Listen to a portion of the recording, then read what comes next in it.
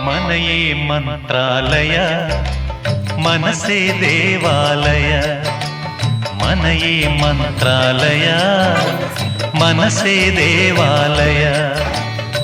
ದೇವರೆಂದು ಪ್ರೇಮ ಸ್ವರೂಪ ಪ್ರೀತಿ ಮಾತೆ ನಂದಾದೀಪ ಅರಿತು ಬಾಳಲು ಜನ್ಮ ಸಾರ್ಥಕ ಮನೆಯೇ